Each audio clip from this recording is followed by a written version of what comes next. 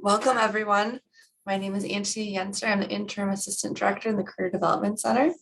You were here to listen to a presentation talking about Handshake, navigating Handshake, applying for jobs, and then also the Kearney International Center will be talking about the work permit process.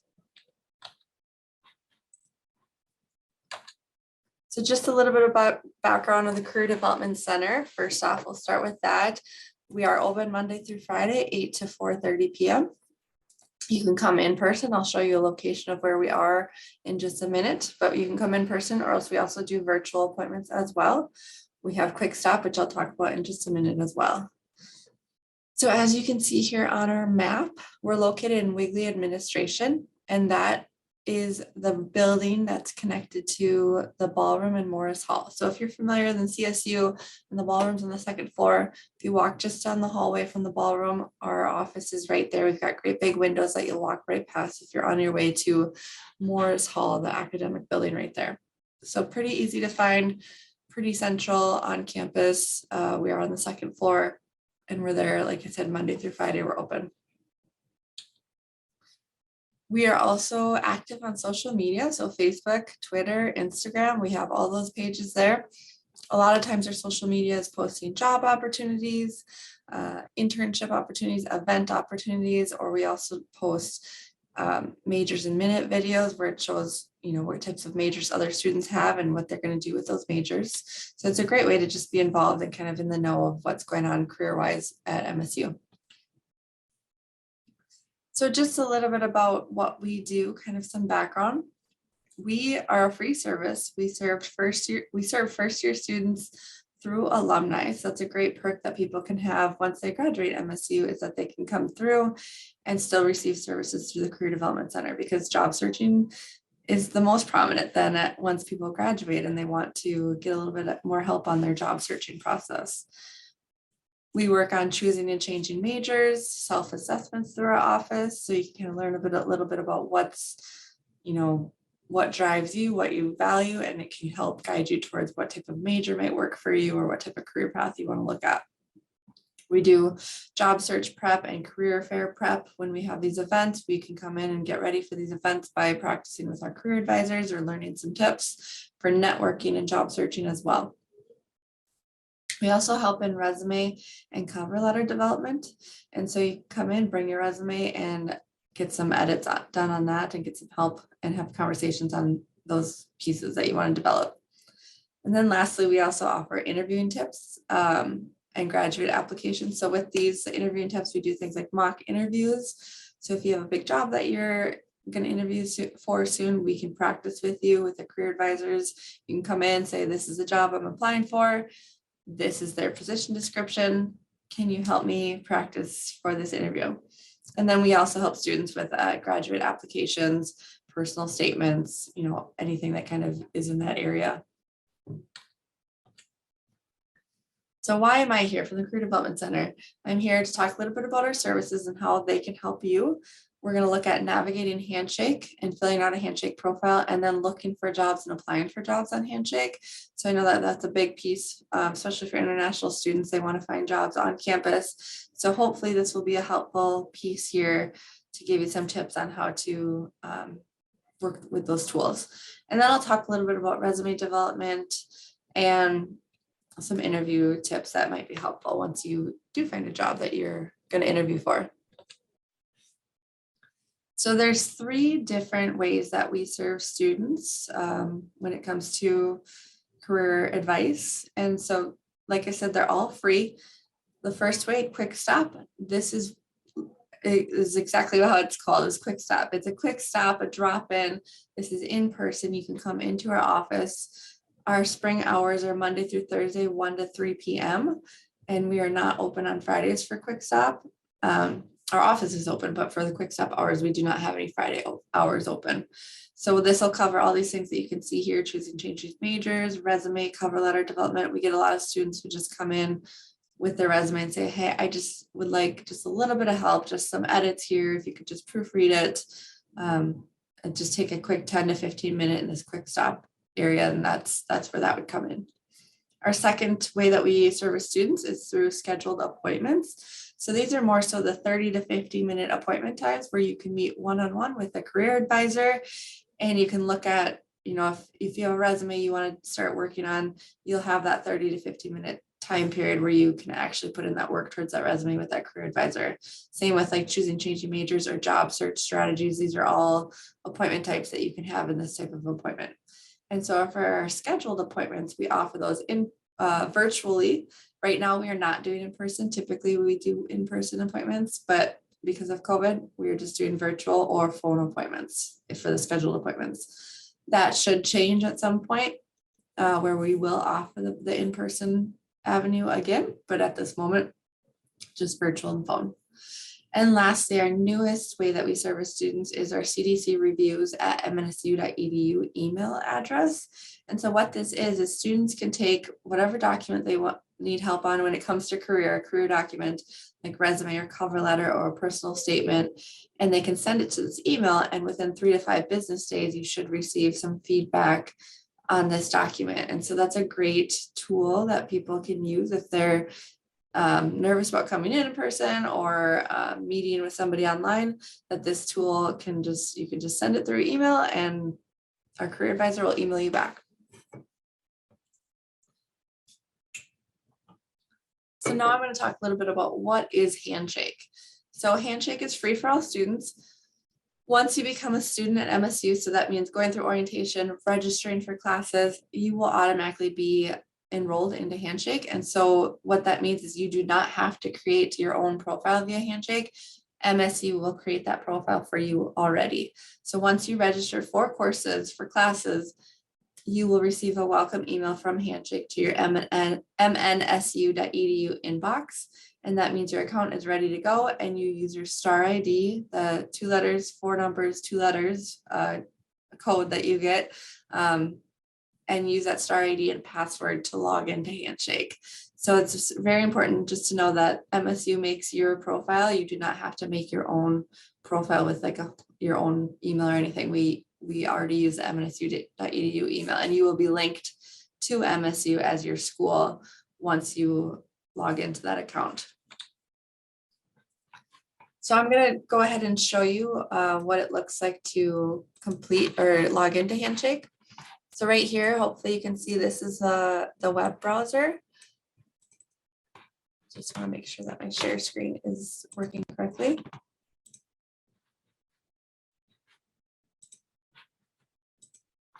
So this is the web browser, MNSU.edu web browser, and I'm just going to search Career Development Center.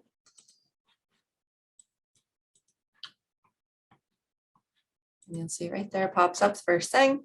And so this is our full website, and it is a little bit overwhelming because there's a lot of information on here, but we make it a little bit more easier where we have a tab down here that says students and alumni. So this is a tab that you will need to use for mostly everything that we offer for students. So we have information on career events, career success syllabus, COVID-19 resources, and if you're an alumni, we have your own tab right here.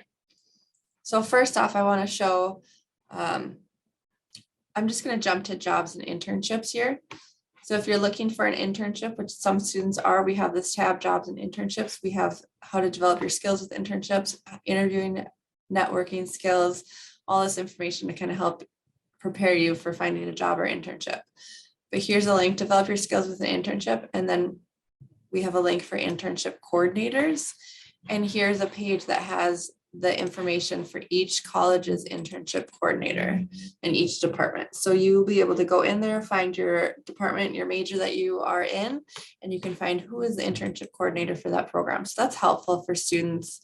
If they just don't know where to start, it'd be great to start with an internship coordinator to help you find an internship for yourself. I'm going to go back to that homepage of the Career Development Center, back to that students and alumni tab here, and I'm going to go down to services. And so this is a great page because this has everything I just talked about. So if you want to sign up for an appointment via Handshake, you sign up here at appointments. Here's our quick stop drop-in hours information. Like I said, Monday through Thursday from 1 to 3 p.m. for spring 2022 semester. And then here's our information for our CDC reviews at MNSU.edu email address. So it's all right here, all the ways that we service students. And then we also have resources here, and I'm going to come back to one resource here. But right now we're going to log into Handshake. So we'll go to the Handshake page. This Handshake page has visuals and information for how to navigate Handshake, kind of what I'm already going to go through right now. But if you need to refer back to something, this is a helpful page as well. So I'm going to log into Handshake. It will probably take me to automatically that I'm already logged in as a student. And so for you, if you haven't logged in, you'll just get a page that'll ask you for your star ID and password. So you log into that star ID and password, and then it'll bring you to this student page right here. So this is what students should see. You see you're connected with Minnesota State University Mankato Career Center. That's good. That means that we've got you in the right system. First off, I'm going to go to creating your profile or finishing your profile. So you can see here, if you go to this little, my initials are AY, so your initials should be there, the first letter and last, first letter of your first name and first letter of your last name. Go to my profile. And this is your profile, and it tells you how much is completed. So you can see here that my profile is not very completed. And the way that you can complete a profile is by filling out all of these boxes where they've got organizations, volunteer experience, work experience, projects, classes that you've been in. And the reason why we ask people to complete a profile is that sometimes employers refer back to this Handshake profile. So this Handshake profile is visible to employers. And so there's certain things that you can keep visible, certain things you can keep private, but it is a good tool for just networking. So people can see who you are. If they get a resume from you, they can go back to your profile and kind of read a little bit more about you that they might not have gotten from your resume. So I would definitely recommend completing this profile and getting it, to as close to 100% complete as you can. Once you fill out these boxes and these prompts here and here, it will start closing on that completion and telling you that you're a little bit more full.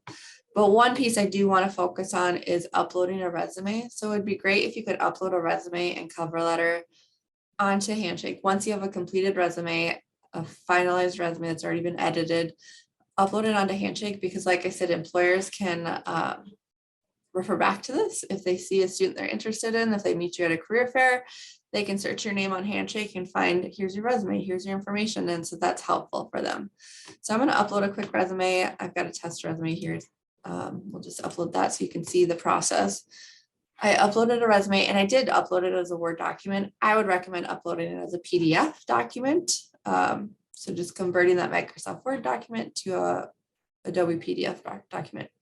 So you can see here that my resume is right here. I went to documents at the bottom of the page. I'll go back to that. We can look at that again. You can make it visible or not visible on your profile. That's your preference.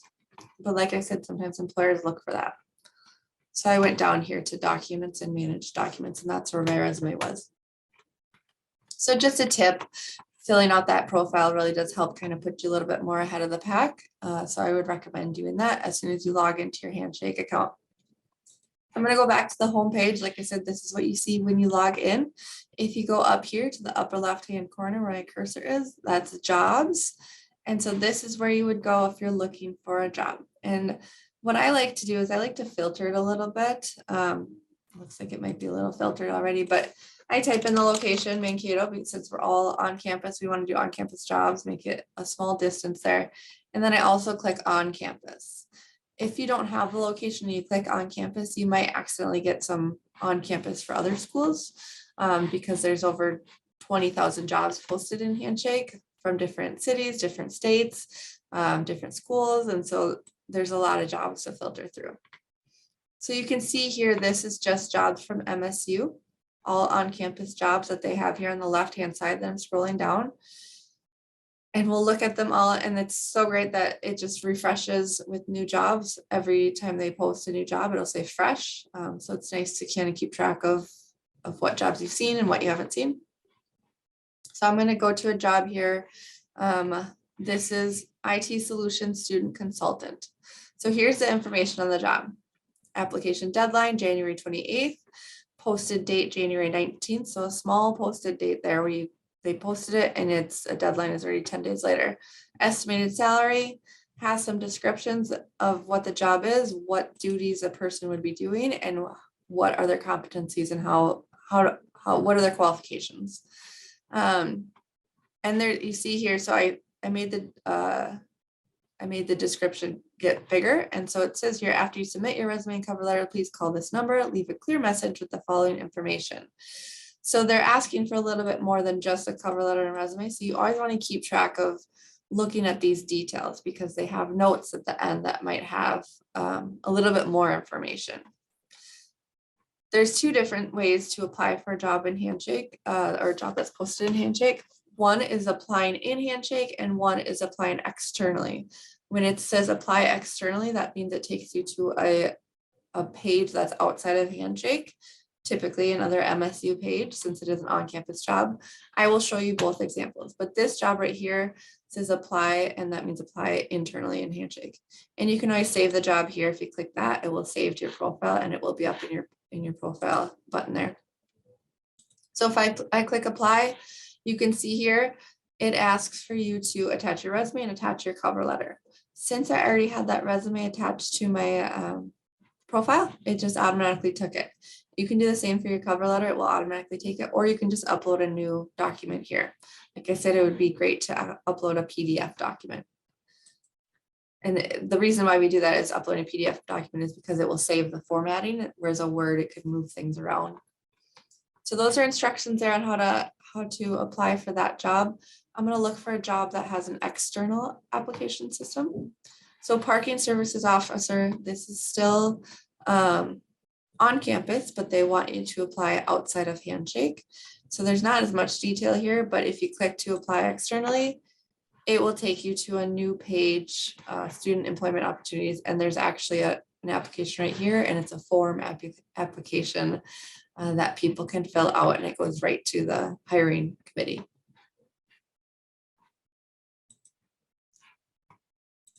And then lastly, I wanted to show there was an internship. Sometimes there's internships on here, right here, software engineering internship. There's not always internships on here. I mean, you can click this internship tab and see what it brings up. But sometimes there are, and so that's helpful. So I clicked on campus. That's helpful too, that people can look at that and find an internship there.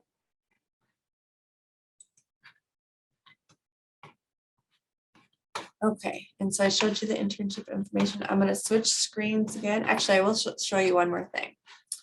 So when it comes to applying for a job, like I said, we want to have a finished resume, a finished cover letter, and I will talk a little bit about those two things in a couple minutes here. But I'm going to go back to our website. This is the Career Development Center. Here's that Students and Alumni tab that will be super useful for you. I'm going to go to Services. And I'm going to go to handbooks. And this is a document that I think is very, very important and very helpful for all students. It's a job search handbook. And I'll put this in the chat box as well to link it for you all. And so what this is, we've got a hard copy as well in our office. So you can come to our office and pick up a hard copy if that would be helpful for you. You can't see it on my screen. But it looks just like this. And so I'm going to scroll through it a little bit more quickly because it is about 40 pages here.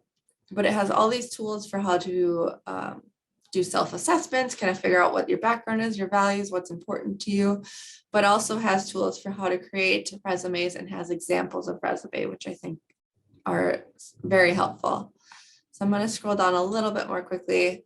Talks about elevator pitches, talks about networking and other resources that are helpful for you.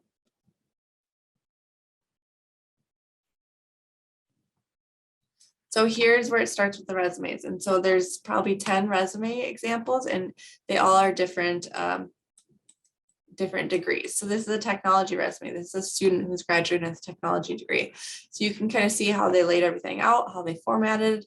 Here's another one, communication. So it looks different. So these are all examples of different degrees of how people completed their resumes. So it's very, very helpful if you're just in the starting area of creating a resume to look at this and to get some examples of what a resume can look like and how to do headings and what type of information is important. It's really, really helpful to refer back to this. I'm going to scroll through these resumes really quick and I'm going to jump to the cover letters. This also has examples of cover letters and tips for writing effective cover letters. Here's a sample cover letter that talks about what pieces you should have included into a cover letter. And then it has actual student cover letters for different different jobs, different degrees and stuff like that. So here are all examples of written cover letters that you can use. Look at the formatting too, how they made their headings show up. It's always helpful too. Okay, I'm going to jump back to the PowerPoint.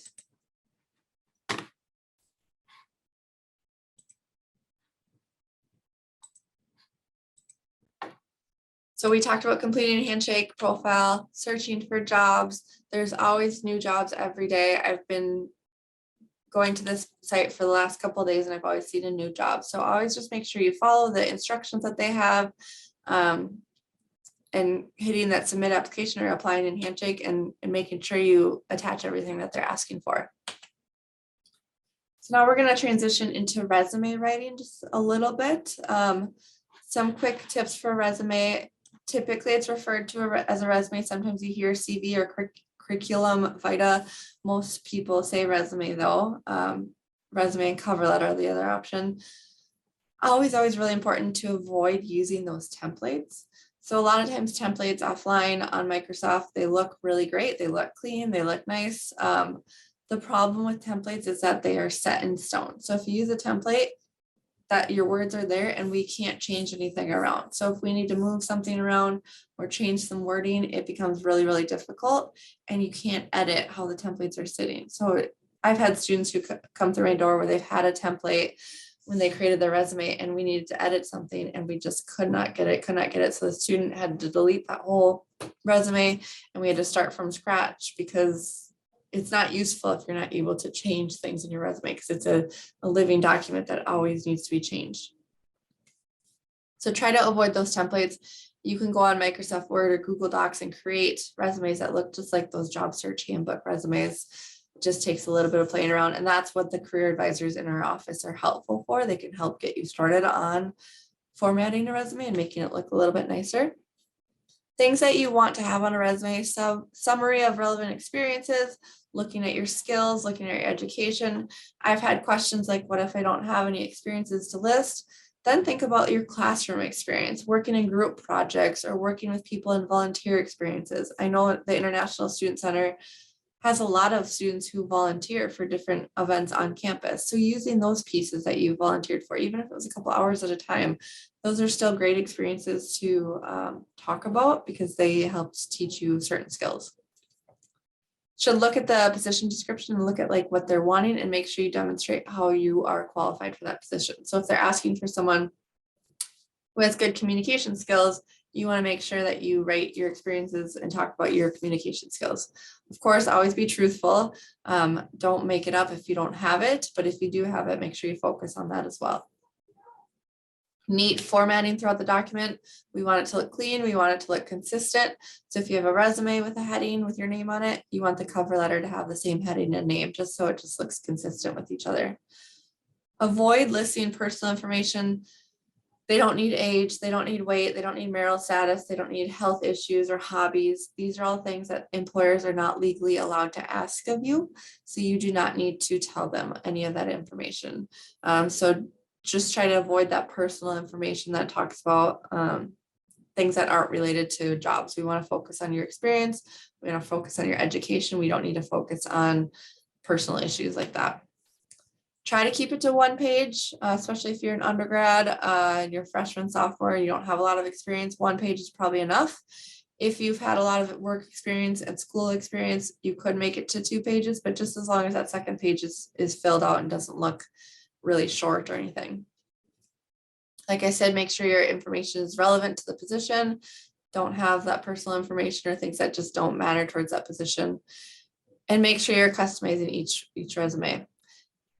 Making sure it's error-free. So that's another way that our career advisors can help you in the Career Development Center. You can come in for quick stop for quick 10 minutes and have them look over for some spelling issues or formatting issues. That's a great opportunity to get your resume checked over and proofread before you submit it for a job position.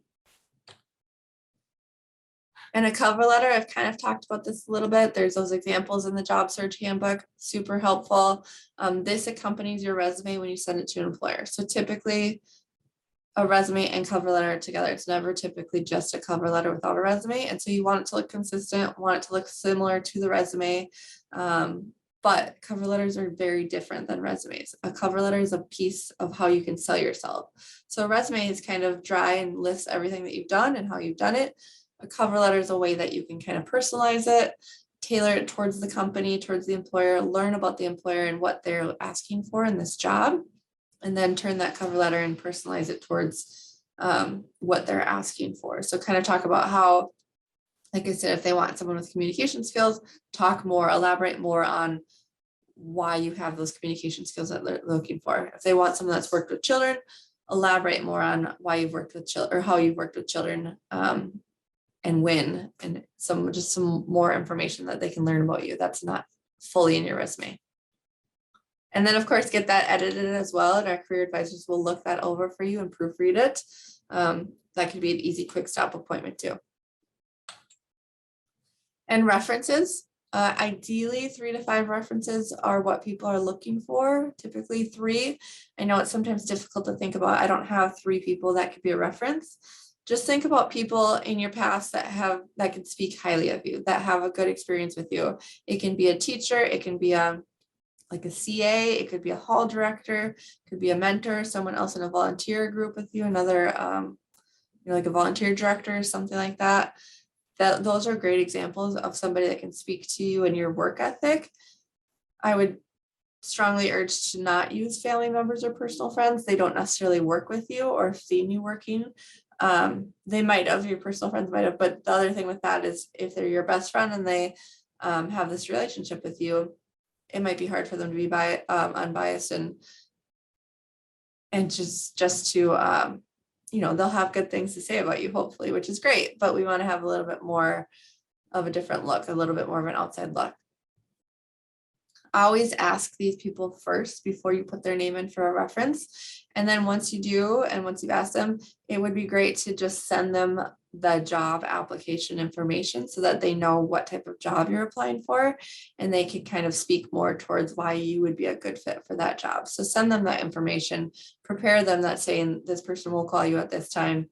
Just let them know that they're on your list there. And when you submit a reference, if they ask for a reference, just have it be a separate page, another PDF with the name, relationship to you, how they're connected to you, and contact information. So whether it be email or phone number, that's helpful for people. You don't need to have addresses. It has to be more so something where they can have a quick contact with them. And just a little bit about interviewing etiquette. So the moment you step out of your car, the moment you enter the building, that's when your interview starts. There will be people in the office that will be watching you and kind of, I guess, judging you is not the greatest word, but that's kind of what's happening is they're getting the vibe of how you interact with people. And so the moment you step out into the building, that's when the interview starts. The moment you enter that Zoom room, that's when the interview starts. So make sure you're professional from the moment that you come in. Always practice with your friends, practice with your family, come into the Career Development Center, schedule a mock interview and practice with them. Just make sure you get all that practice in. It can be really difficult to do all that practicing, but it will pay off, hopefully. Having good body language, smiling, making sure you're not slouching or your arms are crossed or you look like you're bored or anything like that. Just being enthusiastic and showing that you are excited to be there, then the employers will be excited to be with you. And then this piece of data I thought was interesting. Confidence is 78% of recruiters cite enthusiasm as more likely to influence a hiring decision after an initial in-person interviewing. So having that confidence, having that enthusiasm is a huge piece of why employers hire people. And then also requirements of the job, if you fit the job requirements, and then conversation skills. So having that good communication as well.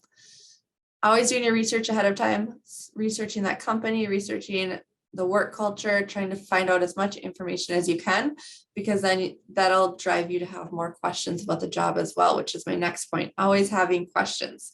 So asking them things like, what does a typical day in this job look like? What are the opportunities for advancement in this job? How do you define success in this job? Things like that, where you can kind of ask those questions where it looks like, or it shows the employer that you are interested in this job, you want to learn more from them. And then writing a thank you note or an email.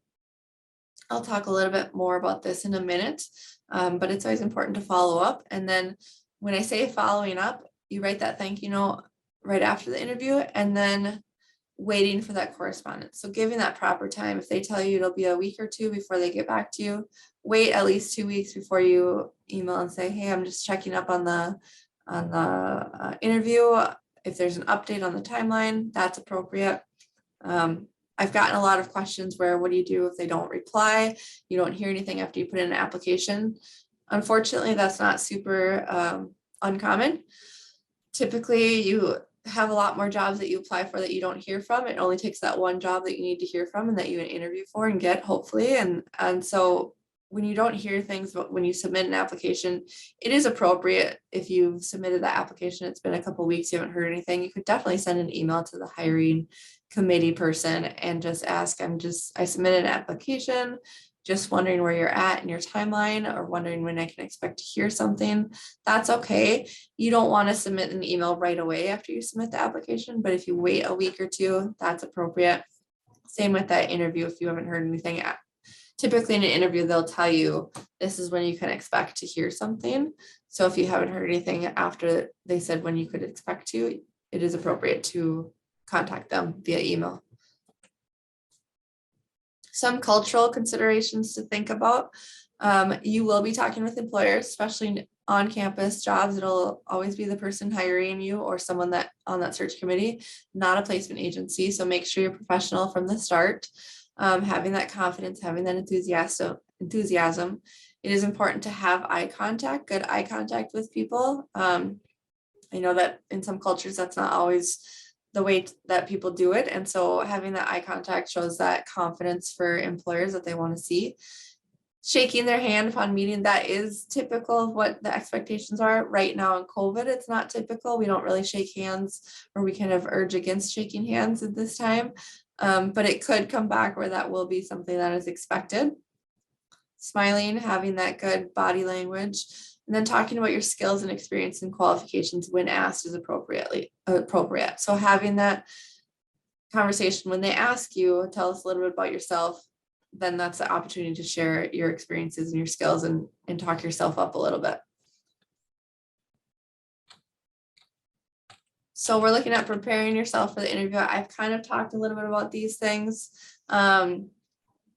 Assessing yourself, that's where that self-assessment comes in handy, where you can do those in the job search handbook, or you can make an appointment with a career advisor where you do those self-assessments. Doing your research, like I said, dressing to impress, even if it's a phone interview, even if it's a Zoom interviewing, being professionally dressed, that makes you feel more confident and shows the employer that you are serious about the job. Being early, even if it's a Zoom interview, you want to be at least 10 minutes, 5-10 minutes early. I know Zoom, it's a little bit more difficult because you just sit there, but most likely they'll put you into a waiting room if you're there too early. And that's okay. You'd rather be there than running late. Testing out your technology. If you are on Zoom, going on Zoom beforehand and testing out, making sure your camera's working, making sure that there's nothing in your background that's weird that'll show on your screen. So just practicing all those things, making sure your microphone is working and all of that. That goes with practicing and being organized as well. During your interview, I've talked about some of these as well. Questions are important. You want to make sure that you ask questions and show them that you're interested, using examples of your work, and it can be examples of classroom work, group project work. It doesn't have to be actual paid work experience. And then having that professionalism and confidence as well. And then following up after the interview, sending that thank you email within 24 to 48 hours. I like to say to send it to everyone that's a part of the interview. So sometimes you interview with a group of people. Sometimes you don't, sometimes it's one person. So however it applies to you, trying to send it to everyone that was part of the interview, that interviewed you, keeping it personal. So writing their name and talking about what your interest is in this position and why you would be the best candidate. So that makes it a little bit more personal. That shows them that you're a little bit more interested in this role and that you are invested and want to be professional and show them, why you would be a great fit for this. And like I said, we have these resources available in the Career Development Center. You can do a quick stop drop in, you can do a scheduled appointment, or you can send your resume or cover letter to our CDC reviews at MNSU to email .com email address. All right, and I will turn it over to Blake to talk a little bit more about the work permit. Thank you.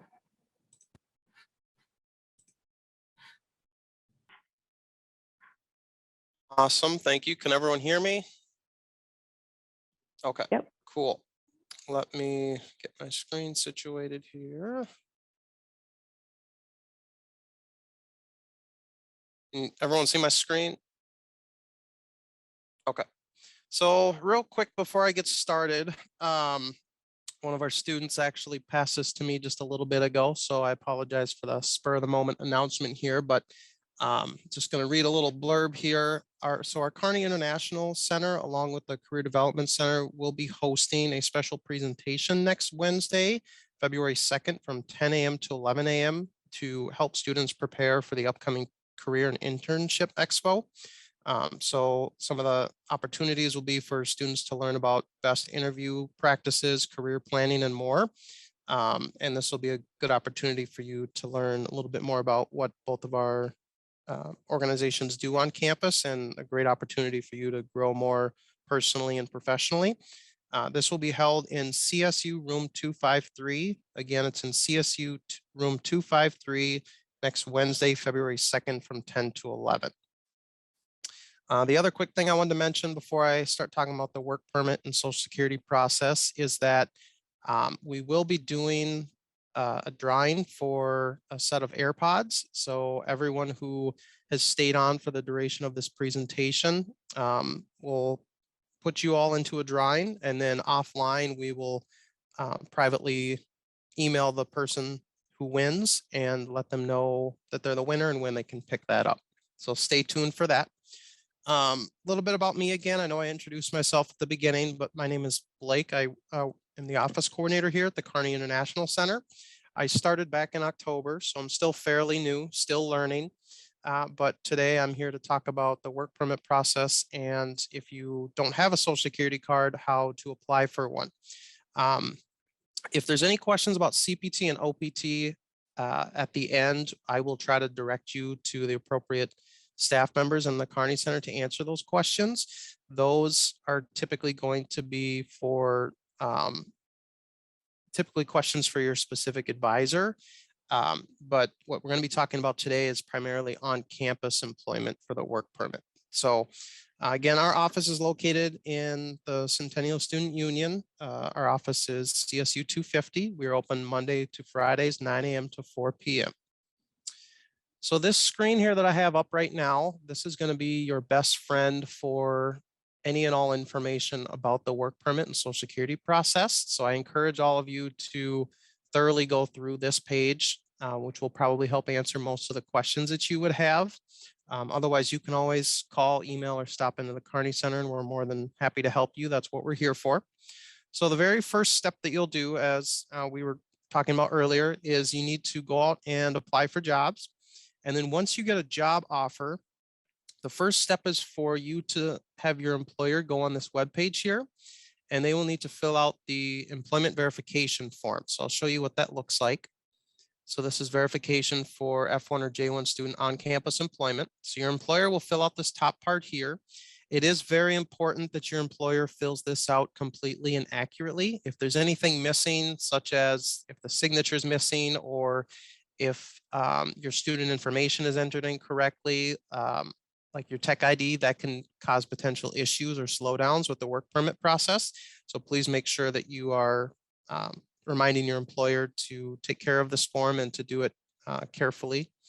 Then basically what will happen is once your employer fills that out, there's a link here right below that verification link, and that will take your employer to this page here. So again, it's very important that your employer enters in all their information correctly and also your student information correctly. So I always encourage students to make sure that they're checking with their employer that this document was submitted.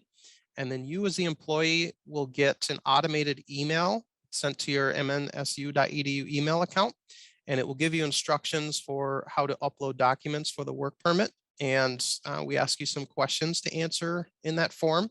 Again, it's very critical, most importantly, that your employer enters your MNSU student email address correctly. If there's even one little thing off on it, they won't see it bounce back because it's in this automated Qualtrics form here. And then you as the student will not get the link to fill out the work permit process. So if that happens, you can reach out to our Kearney International Center, again, by phone, email, or stopping in, and we can get you set up with a new link, but it is a little bit more time consuming and it's just an extra step that slows everything down. So it's very critical that all this information is entered correctly the first time. So once you as the student get that link, there's going to be several things that it asks you to do. For example, we're going to ask you to upload copies of your immigration documents. So your passport, visa, I-20, I-94, travel history, among other materials. A lot of it's listed right here. I'll talk about a little bit later on what you'll do if you're a renewing student. But right now we're talking about if you're brand new to on-campus employment. So just to clarify for on-campus employment, if you are trying to work with Sodexo, Affinity Plus, or any other organizations that aren't technically part of Minnesota State University Mankato, your process will be different than this. So if you have questions about that, feel free to type them in the chat box and I can instruct you what to do for that. But this, what we're talking about today is strictly for if you are trying to get a on-campus MNSU position. So once you upload all this information here, if you're a first-time applicant, it's going to ask you for a little bit more than if you're renewing. If you're renewing, the two main things we need are your passport and your current I-20. And then if there's anything else that's outdated that we need, we will let you know on a case-by-case basis. Again, if you're a first-time student and you don't have a social security number, there's a few extra steps that you'll have to do. So right here is going to be a guide to filling out the social security application. So this will show you, this is highlighted all of the items that we need you to upload, or sorry, fill out rather on the form that you'll upload. And then this right here is the current social security application and it has instructions here attached. One key thing to remember to make sure that you do all these steps in the correct order, because as an international student, you need to have permission or some type of work authorization. So an offer letter or that employment verification form signed by your employer and our Kearney Center staff. You will need that in order to apply for your social security card. So what we do as part of the form, once you upload all your information, we do ask you to set up a mandatory 15-minute meeting. Sometimes it takes a little more, but a minimum of a 15-minute appointment with our Kearney Center staff. And that's where we will go over our tax forms if you haven't filled those out yet. And also we will go over the social security application to make sure that you filled everything out properly.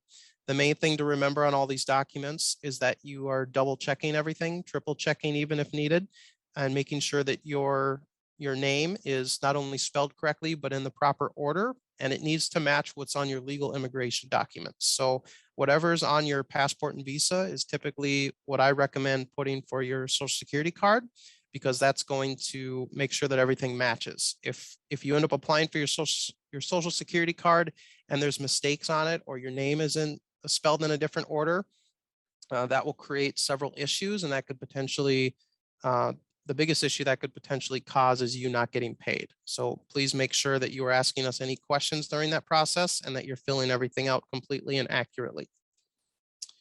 The other thing to keep note of is with our local Social Security office here in Mankato, they are not taking walk-ins for the last couple of years, to my knowledge, since COVID started. So what you need to do, and again, we explain all this as part of the process, and this is in our Qualtrics form, but you will need to give them a call. Just showing you a page here with some of their information. So they're located down in the Mankato place at the Civic Center. This is their address. And then you might not want to walk right now because it's a little frigid out there, but this is some bus information and driving information for you to get down to their location. Again, these are their office hours here, and they are closed on federal holidays. And what you will need to do is you will need to call them at this 877 number. Again, I recommend that you wait until after you have your appointment with us and you get that signed verification of employment form, as well as that Social Security application checked by our staff before making an appointment. And it does take on average about 7 to 10 days to get in right now for an appointment. So I'm having students recently who are having to wait till early February to get in for an appointment at the Social Security office. And the unfortunate part about that is that means that you cannot start working excuse me, you cannot start working until you've had that visit. So again, if you don't have a Social Security card, you need to apply for one. And in order for us to get that work permit finalized for you, you don't need your card right away, but you do need to send us a receipt. And we'll talk about that more when you would come in for your mandatory meeting.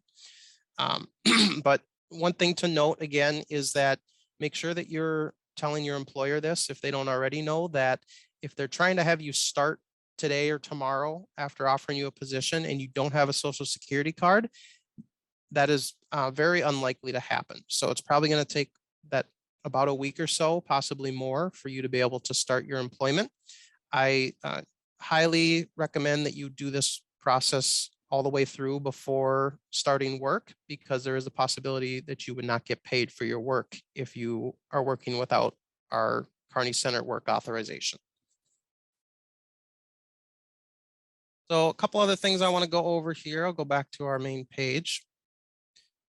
So once you complete this appointment here, if you have a Social Security card, all you'll have to do is fill out the tax forms. If you've already done the tax forms and the Social Security card, and you're just renewing, then you don't need to schedule this appointment. All you need for a renewal is, again, for you to upload your passport and I-20 into the Qualtrics form after your employer sends that verification over to us. And then the only time you'd have to meet with us is if you have any questions or concerns. And then the other thing that you'll have to do, this is one of the forms that you will upload, is you will have to sign and date this on-campus work agreement. What this is certifying is that you as an international student know that you need to abide by the federal and state laws as far as your employment. So it's very important that you follow these guidelines here. So if you're an undergrad, you are allowed to work up to 20 hours a week. And if you are a graduate, you're allowed to work up to 14 hours a week. There are some exceptions, like for example, if it's summer or winter break, you're allowed to work more.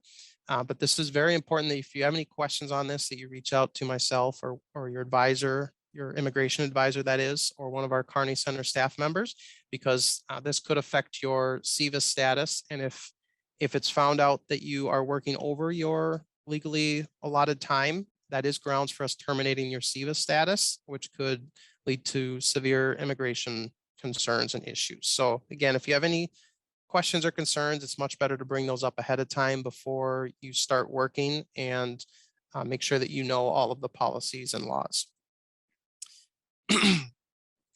So on average, it takes us about 3 to 5 business days to process a work permit here. There's lots of factors that can change that time. For example, if you're just renewing and let's say only your passport is expired, if you have proof of your new passport and you send that to us and you already have a Social Security card and your tax forms are filled out, we can usually get that done within a day or two, depending on how the day goes and how busy it is.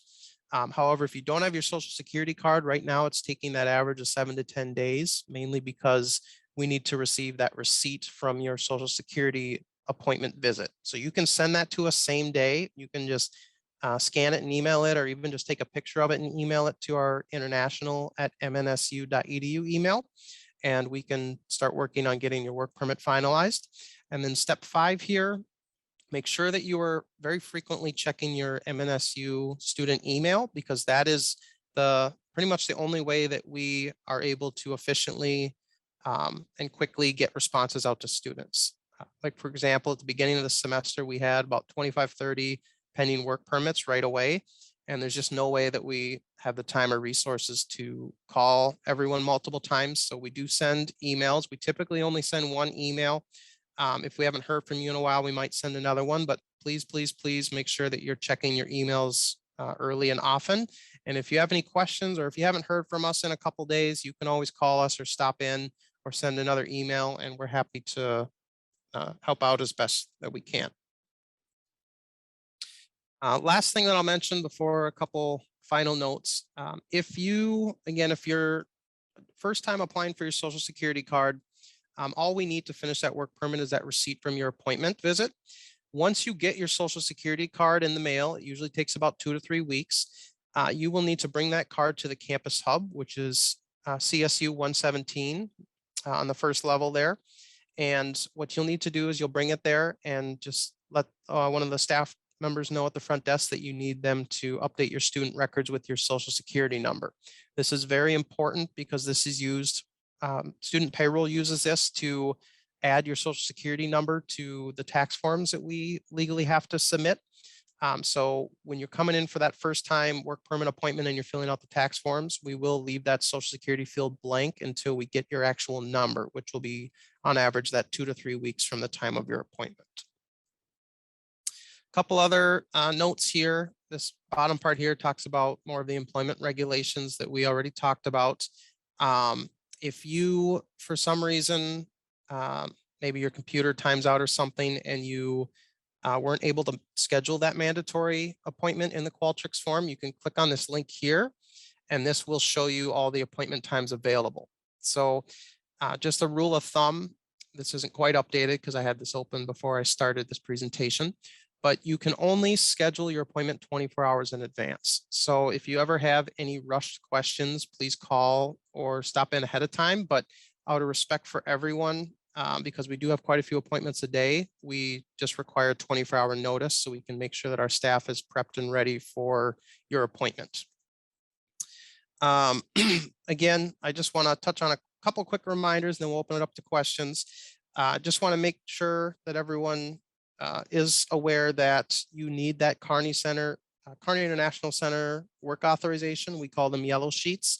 That'll be on a yellow sheet of paper, and that needs to be signed by our office, and it'll have your work permit dates. So once you get that, we'll give you 2 copies. You give one to your new employer so that they can submit your information to student payroll, and then you can keep one for your records. So if you ever get a second job, you can make a copy of that and hand it to them, or if you just want to keep it on file for your records, you can do so. And then last but not least, I just want to stress the importance of communication during this whole process. So we're human. We make mistakes occasionally, but we do try our best to make sure that we get to everyone very promptly and efficiently. But if you haven't heard from us for a day or two and you submitted your work permit, please call us or stop in or email and ask us for an update. And we're always here to help, not just work permit questions. We're here for any and all questions that you may have. If I don't know the answer, or if our staff doesn't know the answer, I pride myself in being able to find someone who can answer it. We have a lot of very knowledgeable immigration advisors. If you are a new student or a returning student and you don't know who your advisor is, you can reach out to us and we can tell you, or we can assign you to an advisor. Otherwise, if you log into your MAV Connect, there'll be, again, I'm talking specifically about immigration advisor, but you should be assigned an immigration advisor in our office, and you can always come to them or go on MAV Connect and schedule an appointment with them for any and all questions. So that is actually all I had for today. So I will turn it back over here. Perfect. We just have one question so far. The other ones I answered. This is in regards to OPT. I think you might have found it, but when you're looking for OPT, what specifics should you look for? Is there a person you can refer, or you can take that? Yeah, so OPT is going to be a specific advisor related question. I'm just starting to learn about OPT and CPT. They're a little bit more in depth than your regular on-campus work permit. There's a lot of unique options and a lot of directions you can go. So I highly encourage you, if you know who your immigration advisor is, to go on your MAV Connect and schedule an appointment with them, or send them an email or a Teams message and let them know that you are very interested in starting an OPT assignment, but you're not sure how to start or where to go or what options you have. And they're very knowledgeable and have a lot of information about that. I do want to share, I'm sharing a link in the chat for people once they graduate and they're looking for jobs or more information on OPT. This has an international student section.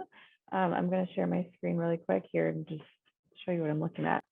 So we have this Going Global we pay for this Going Global database here where you can do job searches.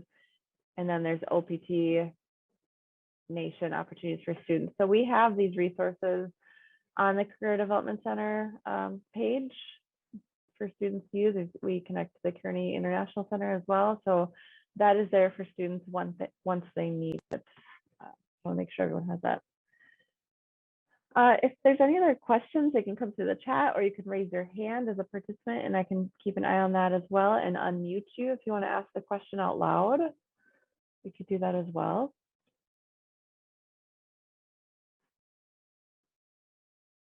I'll give you a minute or another minute here, but I'm not seeing any other questions. I will also put my information in the chat as well if people want to send me an email. And then the career development, I'll put the email address for the career development review piece as well. Here's a question. I think, Blake, you could answer this. We can only get the CPT after freshman year. Is that correct? So sorry to say, I don't 100% know the answer to that, but if I'm remembering correctly, and again, I don't want to steer you in a direction that may be wrong, but I think that CPT is going to be more related to once you kind of have a plan for getting towards the end of your degree. But again, I would highly recommend reaching out to your advisor. If you don't know who your advisor is, I put the international@mnsu.edu email in the chat box. So please send us an email, send us your name and tech ID, and then I will make sure that if you don't have an advisor that we get one assigned to you and we can definitely get your questions answered. But yeah, unfortunately, since I've been here only about 3.5 months, I haven't done a ton with CPT and OPT because it is quite a bit more complicated and the legal side of it is changing pretty often from what I hear. So our advisors deal with that day in and day out, and they're going to be the best resource. Perfect, thank you.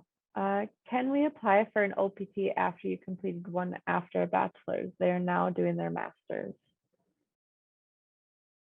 I believe so, but again, reaching out to your advisor is going to be the best approach here. With the CPT and OPT, it does get a bit more complicated than the on-campus work permit. So that's where your advisor is going to be your best friend with answering those questions. Again, if you don't know your advisor, just send us an email and I'll make sure that I let you know who your advisor is. Or if you know you've been assigned one, but you can't remember, if you just log into your Mav Connect, you'll be able to see your advisor in the same section where you can see your professors. Perfect, thank you. And yeah, it is a lot of advocating for yourself, reaching out to people. It gets a little frustrating, but we're here to try to help you as much as we can. Any other questions that we can answer for you all? Hopefully by next time we have one of these, I'll have a little bit more knowledge on CPT and OPT. But for now, mainly work permit questions for on campus, if anyone has those.